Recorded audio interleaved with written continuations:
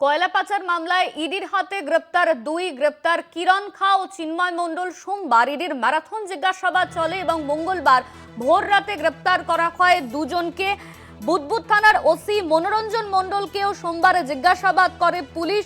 বেশ কিছু নথি লেনদেনের বিষয় সামনে আসলে নিয়ে আমরা কথা বলবো। আমাদের সঙ্গে ফোন লাইনে রয়েছেন আমাদের প্রতিনিধি রিয়া মাঝি। রিয়া, কি জানা যাচ্ছে এই নিয়ে?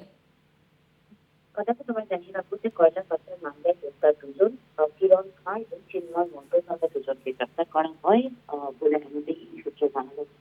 গতকাল যে জিজ্ঞাসাবাদ করা হচ্ছিল তাদেরকে ম্যারাথন সেই জিজ্ঞাসাবাদ চলে এবং অবশেষে এই দুজনকে ভোর রাতে গ্রেপ্তার করে। কালকে বুদবুদের থানার অতি সহ কিন্তু একাধিক জনকে কিন্তু ডেকে পাঠানো হয়েছিল গতকালকে এবং দ্রুততার সঙ্গে তাদেরকে ডেকে পাঠানো হয়েছিল দপ্তরে যাদেরকে জিজ্ঞাসাবাদ করতেছে। কারণ আমরা দেখেছিলাম যে কয়েকদিন আগে বুদবুদ থানার ওসির বাড়িতে তল্লাশি অভিযান চলে এবং শুধু তার বাড়িতে না, বিভিন্ন ব্যবসায়ীর বাড়িতেও জেলাতে কিন্তু এই তল্লাশি অভিযান জারি রেখেছিল আধিকারিকরা এবং সেই তল্লাশি অভিযানের পরেই গতকালকে নোটিশ পাঠিয়ে তাদেরকে দ্রুত তলব করা হয় এবং সেই তলবে দীর্ঘ জিজ্ঞাসাবাদের পরেই গ্রেপ্তার করা হচ্ছে এই দুজনকে।